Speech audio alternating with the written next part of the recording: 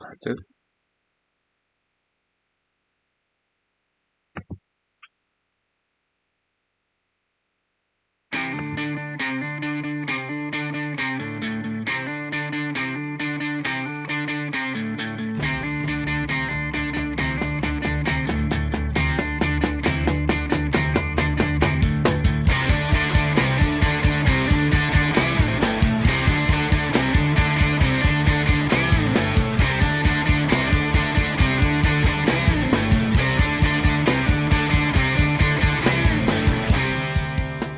Good evening, good evening, good evening, everyone. Welcome to the Bump Drafts and Pray podcast. I am your host, Pedro Barbosa, and with me, Earl. Good evening. Hello, mate. How are you? Excited about another F1 weekend with a different winner this time. At least we had a different starting grid, shall we say? Yeah, I must admit that I was a bit confused because I didn't watch qualifying live, and I saw somewhere that said that Leclerc had the pole position, and I was, finally, another pole sitter. And then I watched it, and it was because of the penalties. By default. Yeah. So, that was. Yeah, so let's probably start with Alpine. Were you surprised at the news that we got on Friday that both Otmar and the other guy that I don't remember the name were basically fired out of nothing in the Friday before the last Grand Prix before the summer? Not really. I think when it comes down to it, someone was going to get blamed there, wasn't there? Alpine are expecting, so Renault are expecting to be a front-running team, like fourth or fifth or sixth in the championship, and they're not. They've had some good results and stuff, but they're not where they expect to be. So it's the nature of the F1 beast. Someone has to be held accountable, and it's never normally the people whose fault it really is. Yeah, and the thing is, new investors in the team.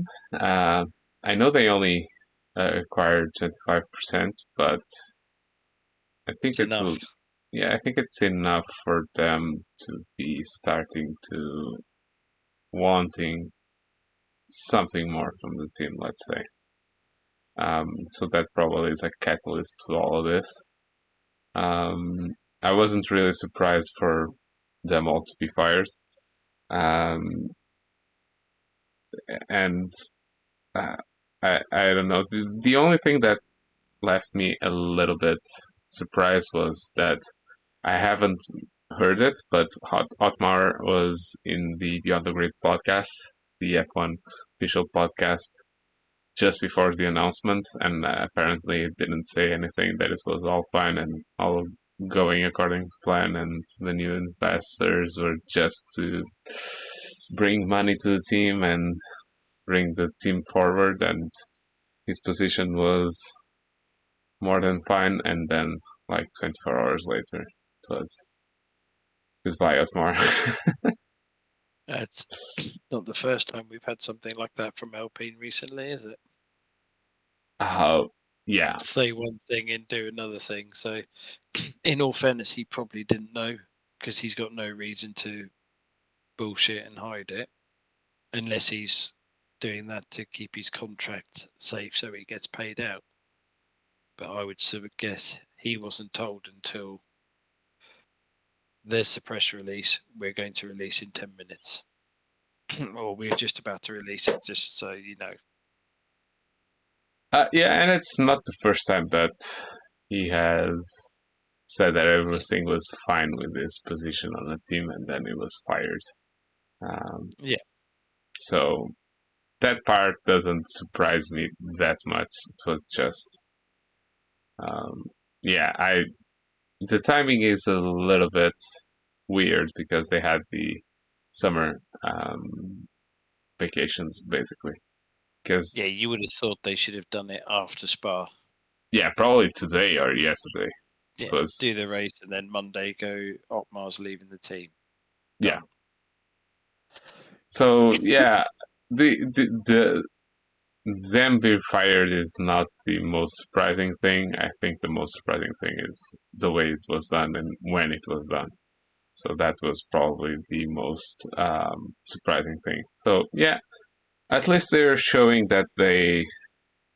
To be honest, I'm a bit tired of the Alpine thing of let's. Yeah, we have another 100 race plan to be on the top. So that part is at least a little bit makes a bit more sense.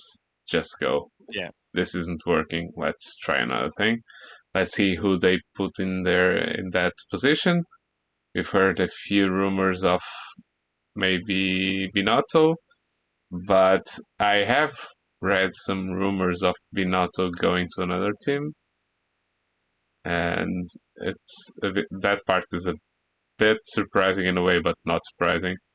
The rumors, and it was Martin Brundle that said it was not out of the question for him to return to Ferrari as a technical director.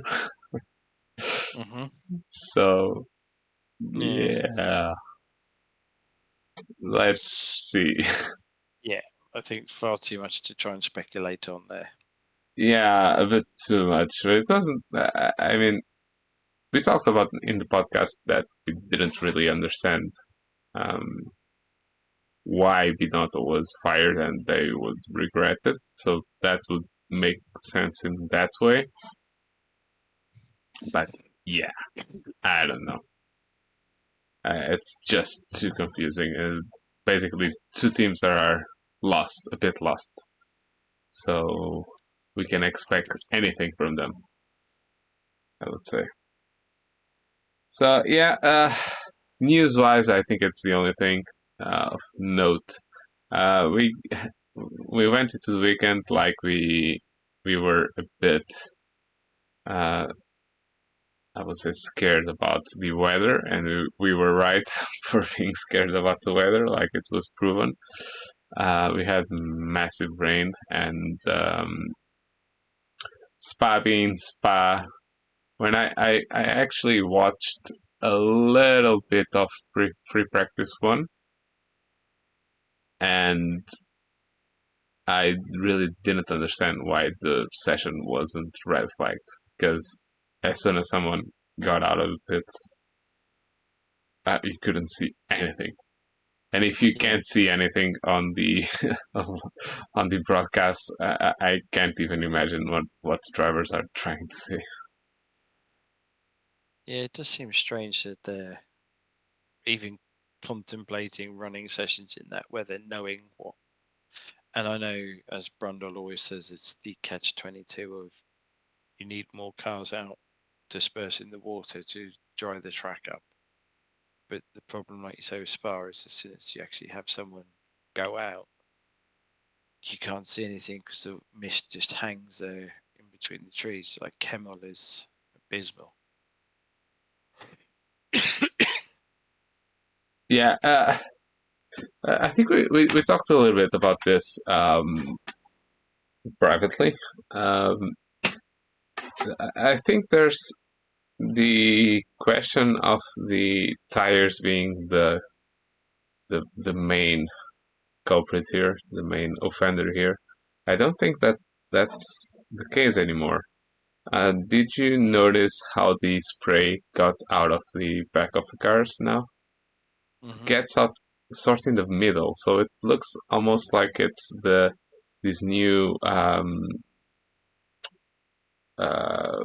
these new cars produce more downforce on the floor and on the diffuser, and it does seem that the diffuser just throws spray everywhere because you actually see more spray in the middle of the car than in the actually coming out of the tires.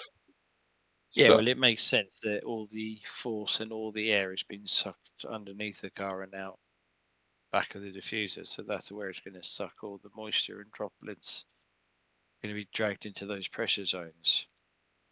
yeah, so it basically collects water from the front and just throws it everywhere in the Yeah. rears. So yeah, I really don't see the new it's rain flaps or whatever rain guards. I mean, the rain flaps work in the sense of the spray being kicked up by the wheels. Sorry, by the rear tires.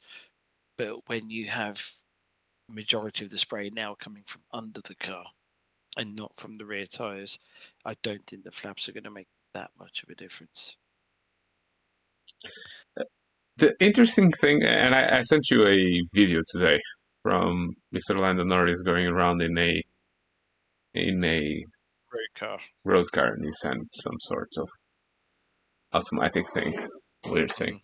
Mm. And he did talk about surfaces, and it got me thinking that probably there's something that could be done on that part. So if you have a track like Spa that rains almost constantly there, um, it seems that some of the tarmac that they actually use is very good dispersing the water or not kicking the water up. I don't know if it has more pores like Mm-hmm. micro things that just suck the water or whatever it is. But it does seem, at least what he talked about, that he actually said that this this part of the track is bad for the rain. It's bad for the spray, but this part of the track is good for the rain because of the asphalt. The asphalt here doesn't kick as much um, Yeah. water, so maybe the FIA and Formula One should maybe look at that part. Probably not at rain flaps for cars that spray from the diffuser. Yeah, I think it's a difficult one because they will most likely suggest to the circuits that you should use this sort of asphalt. But I don't think they can really. Well, they can tell the circuits you have to use this resurface the whole track. But I don't know many circuits that will fully resurface their track to what the FIA want just to keep a race. Yeah, it's not an easy question. And like we said the last week, it's not a question of just having the drivers have the courage to drive on a circuit that you can't see because you cannot. If they can see, they can have the courage, but it's just foolish. You just go out If and you, I mean, if you bring Spa specifically, we've had too many fatalities in the recent couple of years, 3 years, at that specific Radion, Eau Rouge Radion section of the track. It's just too fast, too little room for error, too little room for correction if something happens. And let's be honest, most of Spa races, whether it be summer or winter, are wet. It's just the nature of where it is. Add that with the spray, modern tyres, modern diffusers, and the spray water. It's a recipe for death waiting to happen. yeah, the only area I really see it kind of working, it's not really feasible. It would be like take half of the power from the engines for wet races or wet when it's considered wet or something like that. Because that way the cars are not going as fast, so they are not kicking water as much. But then the tires are not supposed to work on so Yeah, but slow then speed, if it's but a wet race, you just have them drive F3 cars. or that. It's that. You could pick up the Formula One Academy cars that they are Yeah, going to paint. Apparently, they're going to paint. So they just lend them from those teams. um, yeah, I think you can't start detuning cars for the weather. That's silly, really. Um, it's more likely to be they'll do what they're doing now, and they'll either safety car start races or cancel them and wait for the weather to be a bit more suitable, which I can get, but also these are supposed to be the best drivers in the world, and they're all paid tens of millions of dollars. So get out there and prove it. But then that's the old school in me. Uh, if this diffuser part wouldn't be the problem, or it seems to be the problem, if it was just tires, I would be more than up for just give them shit wet weather tires. So make them drive slower because of the tires.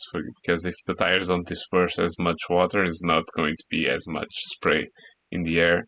Um, and yeah, if they go But too fast, they aquaplane. they'll So never do that because it's a safety concern. So they'll. Yeah, I agree with you. The only times they have are inters if it gets too wet. But then they say about the aquaplaning, and they say the cars aren't safe to drive at low speed. And at the end of the day, F1 will moan about anything if they're not getting what they want in terms of teams and drivers. yeah, actually, a difficult question here. I don't see if we have this weekend was not too bad because when we actually got to the sprint race and to the actual Grand Prix, we didn't have that bad of weather. The sprint race was delayed because of the shootout being delayed, so they just delayed it a little bit. There is a window where they have to start the race, the sprint race. They have 4.5 hours to start from the end of the shootout to start the race. So there was a little bit of a danger if the shootout, if there was too much rain and the shootout. I'm saying this wrong. So you have to wait from the end of the shootout to the beginning of the sprint race. You have to wait 4.5 hours. That must be for, I mean, just It's um, for cars and technical cars. aspects. Yeah. So there was a danger if the shootout went too long, then the actual sprint race would start too late, and then It'll be um, dark. it's getting dark, so it wouldn't start. But as it turned out, it was fine. So let's go to the weekend. We had it was a sprint weekend. That meant that we actually had qualifying on Friday, and I don't even know what to say about that. I think it was basically standard qualifying for the cars and drivers that we have right now. So it was both Red Bulls, both Ferraris, both Mercedes, both McLarens, and both Astons to P10, being Verstappen, There, Leclerc, there Perez. weren't any real shocks, were there? No, not really. I think the only real shock was it was not that big of a shock, but was a little bit. Ricardo was actually on a good pace and did a good lap, but had track limits, so it didn't validate his lap. So he went out on Q1, but I think he had pace for at least Q2. Um, Yeah. and that was the start of his problems for the entire weekend. Let's be honest. Uh, so I do think it was the only driver that was out of place. Let's say. Yeah. I would have said that. So we had Verstappen for the Grand Prix, would start P1, but then he had a 5-place grid penalty for changing something in his gearbox. Um, then on Saturday morning we had the sprint shootout, not sprint qualifying, sprint shootout, and again Verstappen and then Oscar Piastri. Oscar had a very good weekend. I think it's fair to say that he had a very good weekend. How do you see his progression during this year? Yeah, he did. But I think it's also this will be one of the more familiar tracks to him, so he's not having to. He's just having to adjust to the car as opposed to learn circuits and everything as well. And you know what it's like when you go to a track that you don't have to think about the corners or any of the tricks and idiosyncrasies of the track. You can just get on and drive, and I think that's showing where he's not having to focus on anything else other than just driving, and he's proving a worthy compatriot to Lando.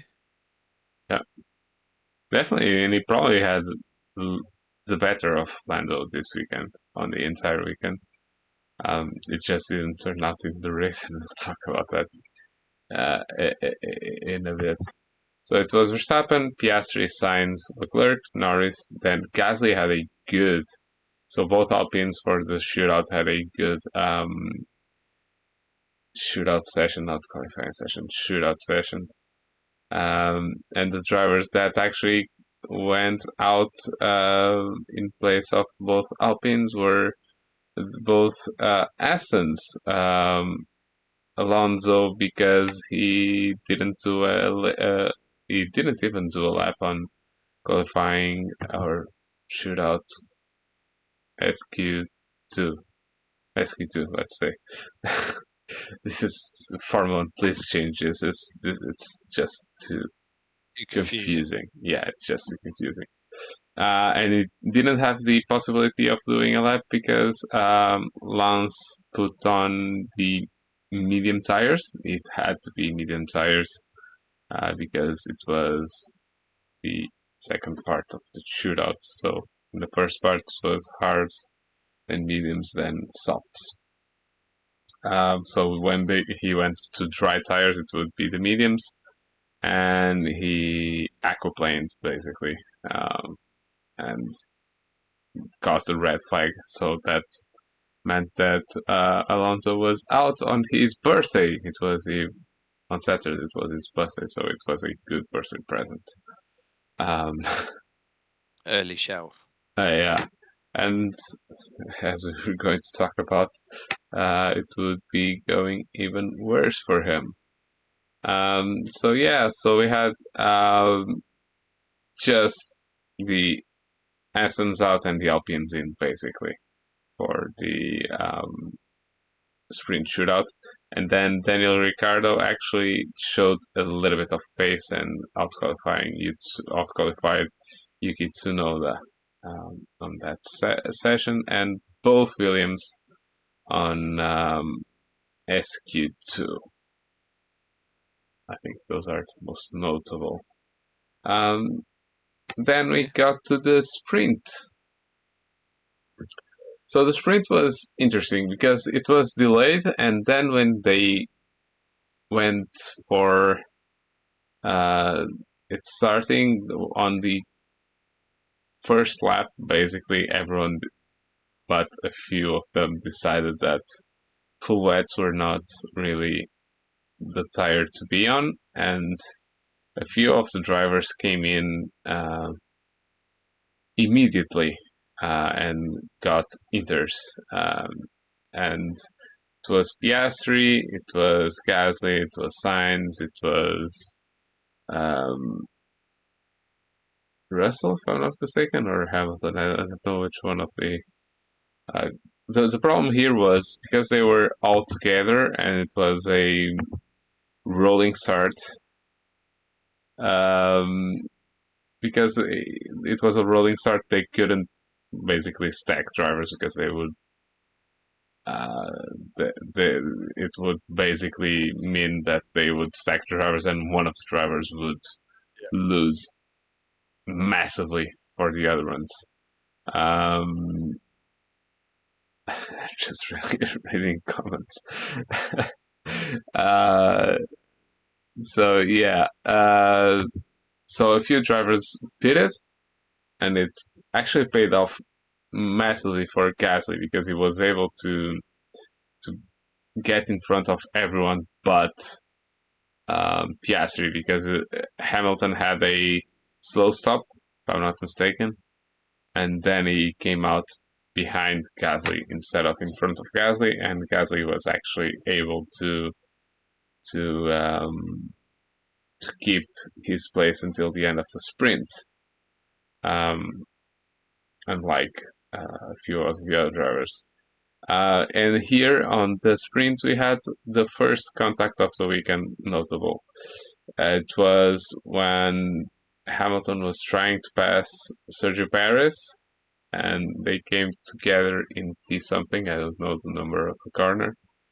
I know what it is, but I don't know the number of corner. How did you see that incident? I didn't see it. I didn't see the sprint race due to being at work, so I've not seen it. I've only seen the comments on the social medias of Hamilton ran him. Both sides. Hamilton ran him wide.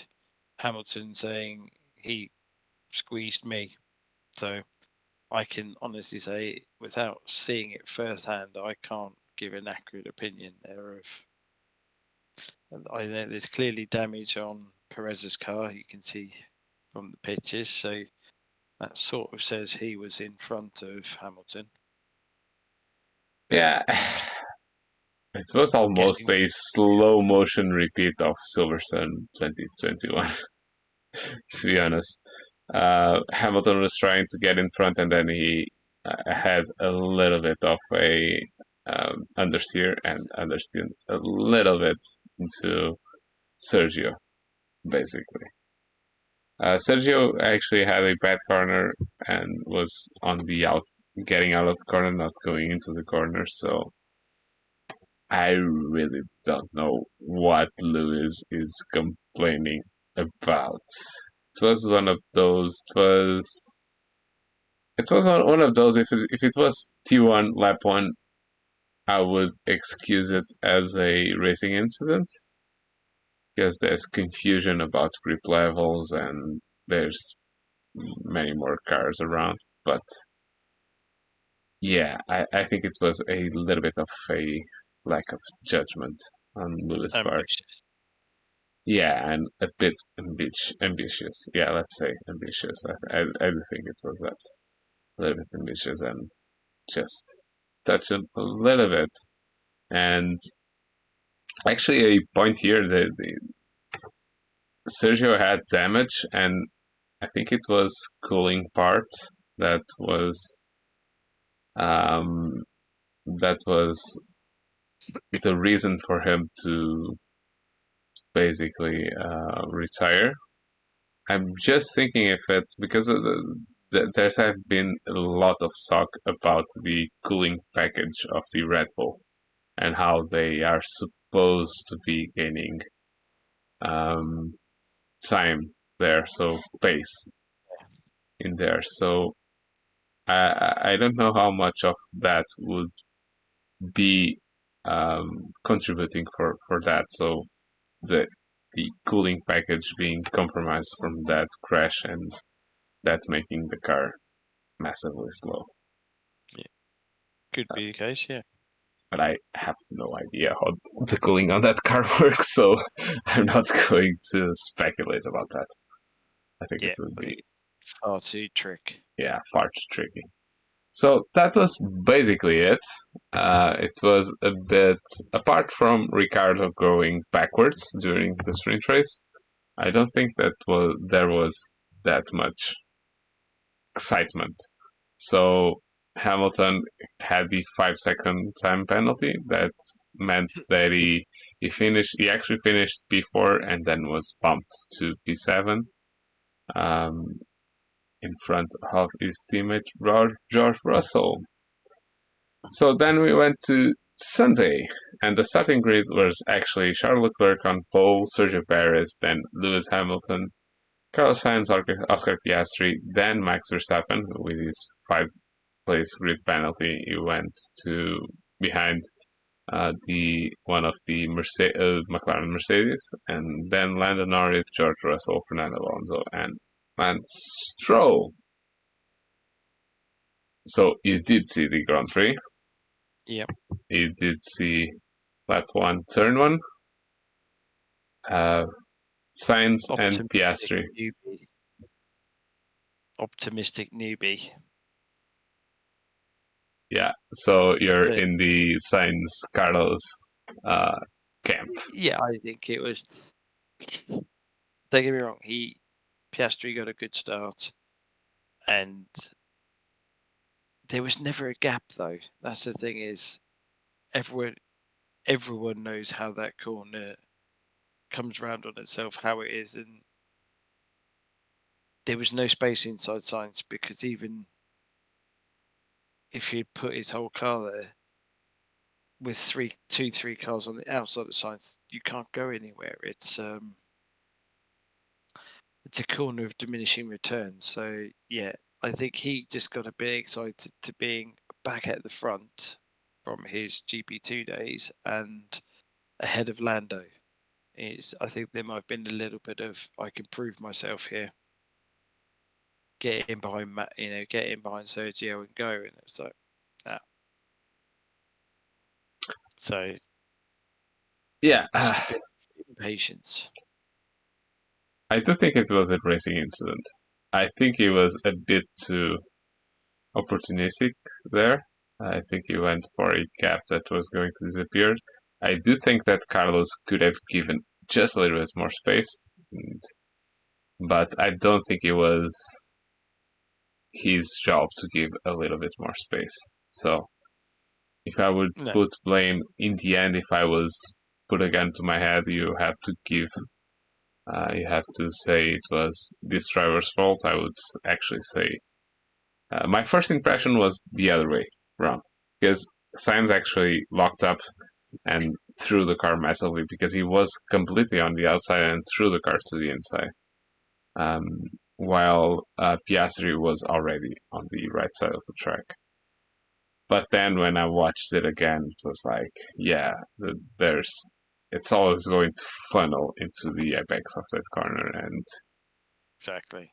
Yeah, you're not going to have space there for sure. It would be much better to wait a little bit. Yeah, lap 2 maybe, lap 3, any other lap, yes, but lap 1 of GP in the wet, no, it was a 95% fail, 5% succeed pass maneuver, and yeah, agree on that part.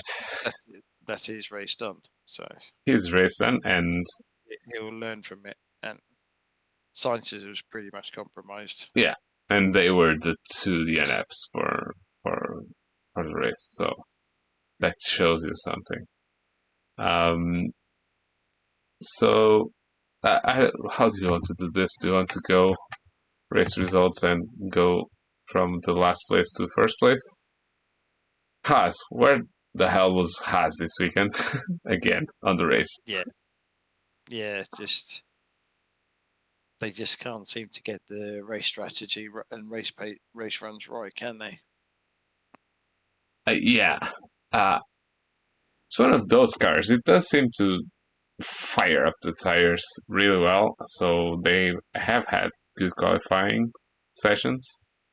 But this weekend they were a bit lost, it seemed, the entire weekend. I don't think that they had a very good setup on the car.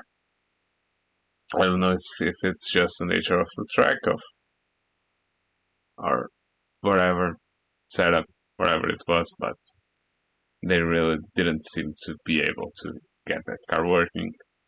So it was Or P15 for, or are they yeah. struggling from upgrades and the lack of upgrades where everyone else's upgrades are moving them forward and their upgrades haven't been as good? Yeah. So K-Mag was in P15 and Nico Hulkenberg P18. So disastrous race.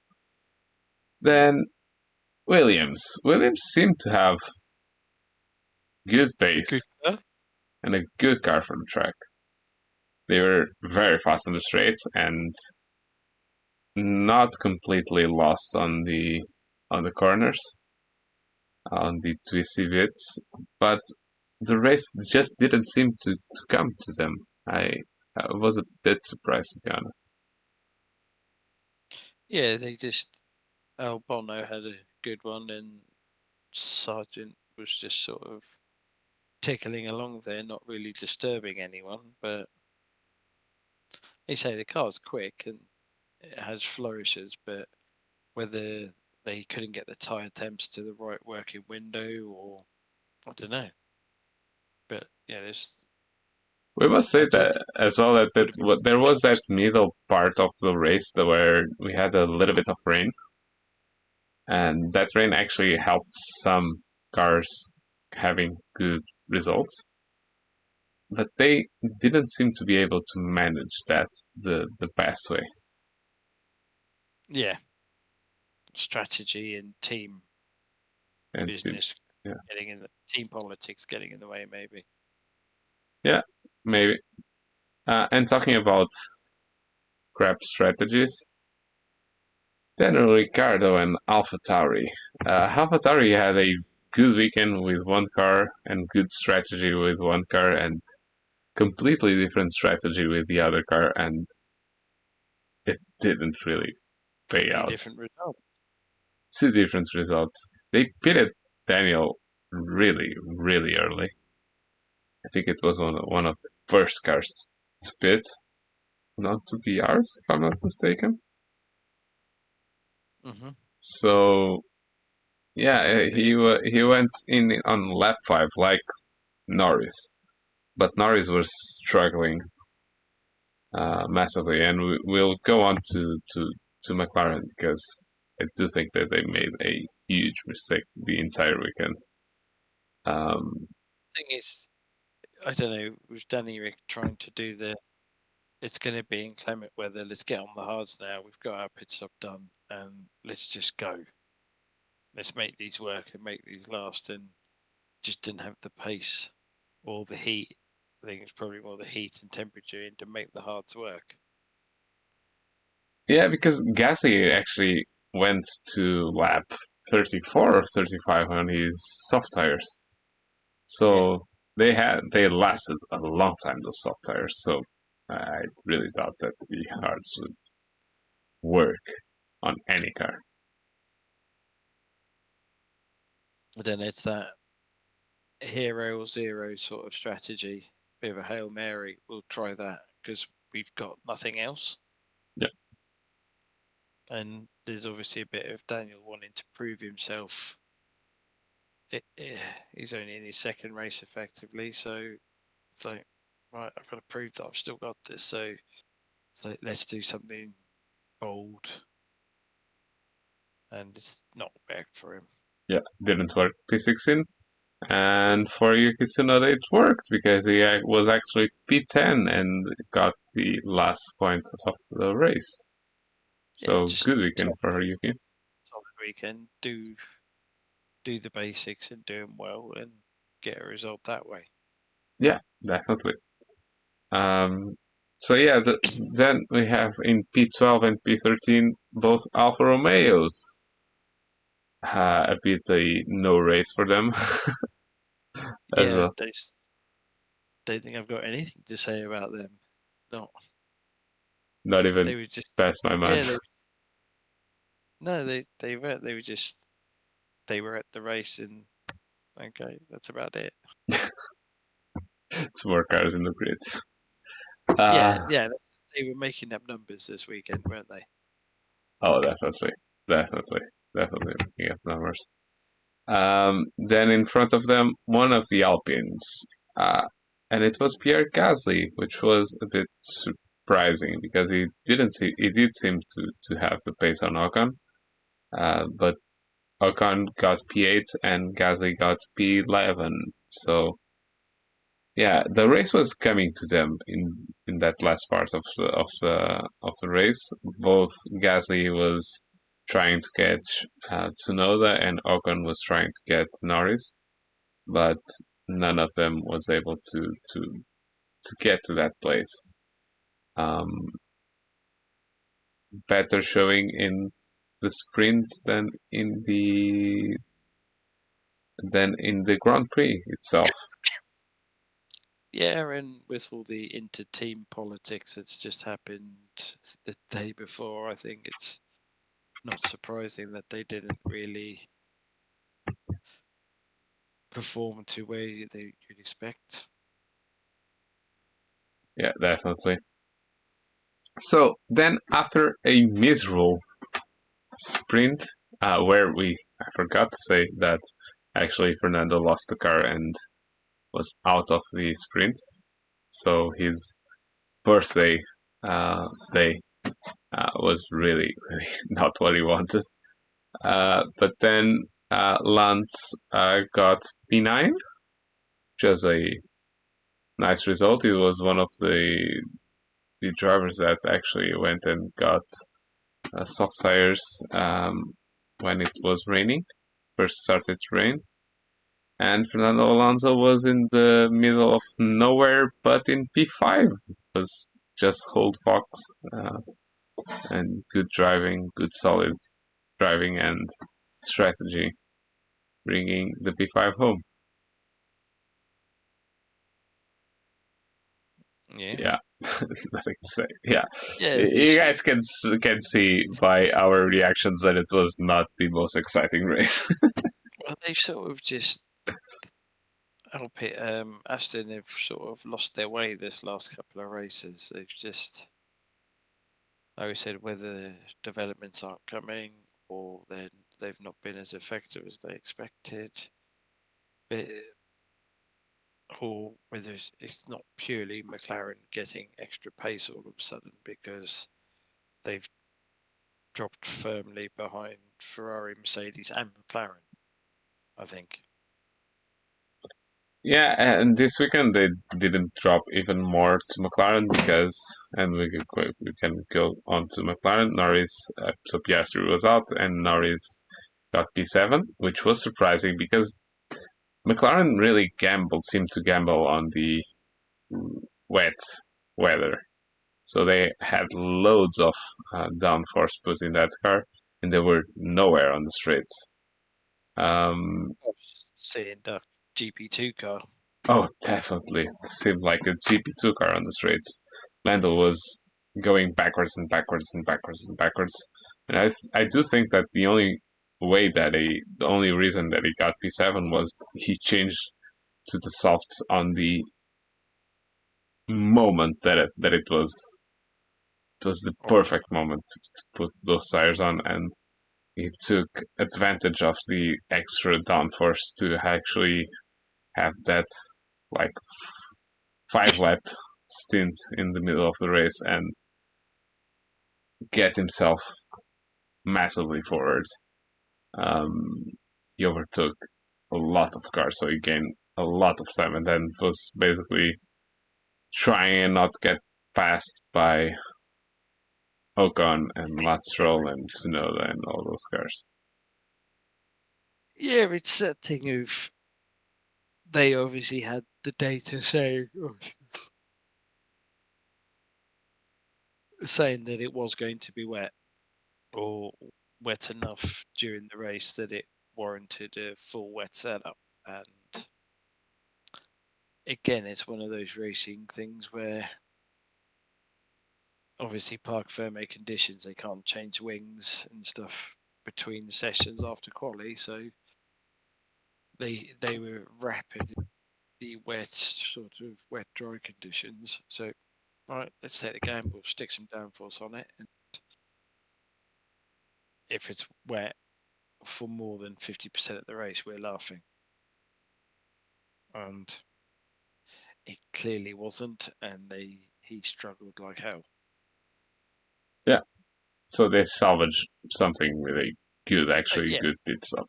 P7 points out of that. I expected him to finish P14, 15 down the way it was looking. So to get any points out of it is a good shot. And to get more points on the entire weekend than Alpine was a huge win for them Yeah, with that massive. massive fail on the Grand Prix. So yeah, so in front of them was Mercedes. So George Russell got P6 and Hamilton got P4. Uh, I do think it was a bit of a meh race for or weekend for Mercedes because they were actually. I don't think that car was as fast as the Ferraris this weekend. So, and I do think that they have overall the faster car now than Ferrari, or it seems that. So something went not massively wrong, but just didn't go their way. Let's say. Did I not hear correctly that they were having cooling issues, or they undercooled the car? I didn't hear that, but I Yeah, believe. I believe. I think they undercooled the car, or they expected different performance from their cooling, and it undercooled the car, so essentially they had to turn down the cars. I'm sure I heard that there was something messed up on the Andrew Shovlin, their chief engineering staff member, said it that there's something on the cooling system that they got wrong, and whether they undercooled the car or overcooled the car, and it meant they had to turn it down. I think they undercooled it and they had to turn it down to preserve the car, which is where they suddenly lost their pace. Yeah, that makes sense. Because they did seem to they they seem slower on the straights than the competitors around them. So I'm not even Mm. counting McLaren because McLaren was so far out of the pace Yeah, on the straights that I'm not counting them. But talking about Ferrari and even Aston, they seem to be a little bit down on top speed from them. But then it was a actually nice car on the corners, so yeah, I can see yeah. that. I can see that. Um, so yeah, then let's talk about the top three because actually Leclerc started P1, then on the straight, lap one was passed by Perez, so that was the win over for Ferrari. Yeah, And then Max just came from P6 and gained position after position and waited behind Perez and then just beat it and was really faster than Perez and pushed on oh, the. 100. I don't know. It's He's just okay. Let's another level. It's just yeah. Let's not beat up on Max and Red Bull. Both he and the team are doing a fantastic job at winning. The team have given him, whether you believe it's an illegal car because of the budget cap performance gains they've got. End of day, they've got that's the car they've got, and that's the car they've legally got. So fair play. And Max is just his confidence level is beyond where it normally is. So he's just driving. It's the age old thing. When you've got confidence, you try stuff and you push harder, and the stuff you try works. So you get more confidence because of the stuff you try, and it just snowball effects. And at the moment, he's on the biggest snowball there is, and just can't do wrong. yeah, because it was really impressive. So Perez stopped first, and on the lap that Verstappen stopped, with cold tires, he was 1.5 seconds faster than Perez on the outlap. Yeah. It's just a massive, massive difference for two drivers on the same car. And I don't really believe on the conspiracy theories that Verstappen has a different car or anything like that. I Thing know. is, I don't think he needs it. I think Sergio was lucky and came into the start of the season on good form. I think he had some good form, and then he started to believe his own hype. And Max just went, no. And he's just gone bosh, bosh, bosh. And Yeah, we have Pinto just saying, can't wait to read how to build another car by the new in a few years. So we can understand how he built this car. Because it just seems like the perfect way to go about this new set of regulations, and I don't know and it's not that you cannot see the in some formulas you can actually some Formula One formulas or regulation changes you can actually see that someone is doing something just by looking at the car and the car just looks fast comparing to the other cars. I don't think that it's that obvious this on this regulation change. It might be just because it's all happens below the floor or wherever, but there have been times where other cars seem to have more intricate um, things going on the floor edges and all that stuff, and the Red Bull just seems to work. It just seems to work, and it seems that they are just putting up upgrades because otherwise they would be at home doing nothing. yeah, it's the ethos behind the car, the whole, how do you say it, the whole package is in some. You obviously you want the front wing to work with the floor, to work with the side pods, to work with the diffuser, to work with the rear body, work the rear wing, the rear tires, the whole thing. Other cars seem to have parts of that work, and then they lose on other parts, and that creates their aero imbalances. Rebel just seems to have, it's filled up the screen in 100%, so 10% front wing, 10% wheels, 20% floor. It's green 100% across the whole car, and others are missing that 10% here or 5% there. And yeah, it's the full package, and it's been driven. Let's be honest, the car's obviously designed for Max, for his style, and around him, and he's using it to massive effect.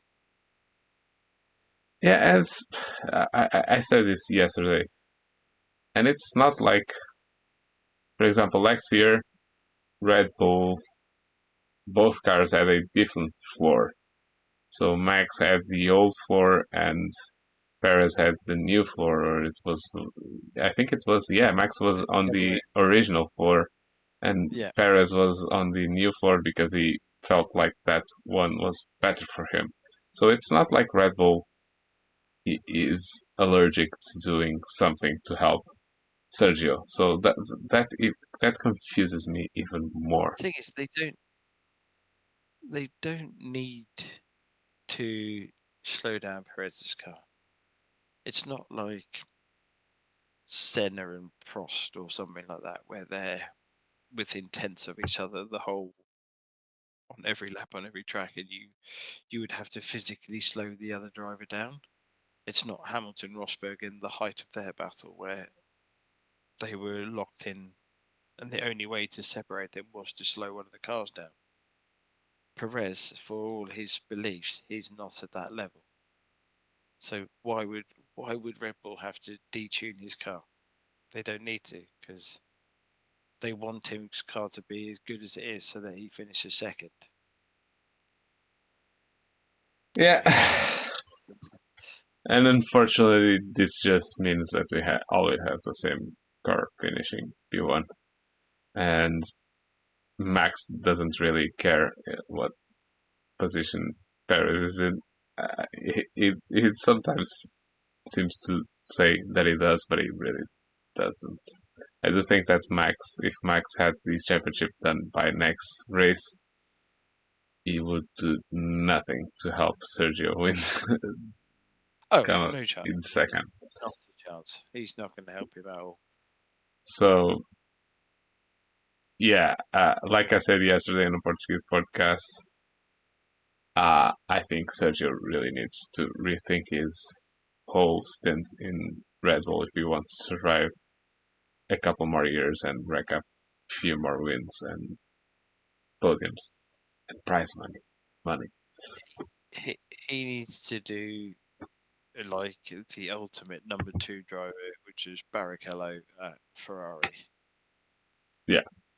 Barrichello knew he was the number 2 driver, knew he would have to pull over to Michael, irrespective of how pissed off the world would be and how upset he would be with it. But he was paid millions to drive a Formula One car and finish second. And every now and again, when Michael had an issue or problem, you get to then win the race. Go into your season thinking like that. Don't go into your season thinking this year I can beat him and become a world champion. Because it ain't gonna happen. All due respect. Yeah. You know what I mean? Accept your fate, and like you say, get another 4 years up until 25, 26 out of Red Bull before you then walk away. Yeah. That said, it would be hard to accept that as a racing driver, I must believe. Well, the other option is he'll be out of Formula One. If he doesn't change his approach to it to maximize the team's result, because the team don't care about him. They care about that car finishing second, irrespective of who's in it. So if he wants to stay in that top car, he has to change his outlook. So yeah, give up as a racing driver and go be number 2, and yeah, you might be quicker than Max on weekends, then you get to win the race, but you have to prepare yourself for P2 every weekend, and you get to stay driving the best car forever. Or you're going to be binned off and have Ricardo in it. Or Yeah. Lawson. Or someone. Yeah. It's my opinion as well. So yeah, that was the last Grand Prix before the summer stop vacation thing. And that will be vacation for us as well. So next time we'll do a podcast. I don't know if we're going to do a roundup of the first half because it will be Verstappen won. What was 8 races, and Paris too, something like that. Roundup, I don't think is quite. Might do one if we get some breaking news. Yeah, breaking news or something like that. We'll do another one before the next race. If not, the next race is on the last weekend of August, and it's going to be Zandvoort, and it's going to be another Max win unless he has problems. But let's be honest, I think Red Bull is going to do anything that they can to give Max that win, because Netherlands. Yeah. And Verstappen, it's going to be an orange fest. Yeah. It's going to be interesting. We'll see. Yeah, let's see. Yeah, I do think that regulation of the factories have to be closed for 2 weeks, I think now, right? So only on the week prior to the race they can work on the cars. So that will mean that we're probably going to have the same cars going to Zandvoort. Yeah. So More than likely. so we don't get that reshuffle of the pecking order like we used to have in previous years, or a bit of a reshuffle, or one car bringing upgrades. But let's see. Yeah. It might be an interesting race. It's an interesting circuit, and if nothing else, we'll see the Orange Army. We'll see what they get up to this Going year, nuts. going completely nuts. So yeah, thank you guys for watching and listening. If you're listening on the podcasting apps, that I do think that we're again doing those. We stopped for a bit, but I think that we're doing them now again. So please like and subscribe. If you're not already, I've been Pedro Barbosa, and Earl has been Earl. And See you later, guys. see you guys. Bye.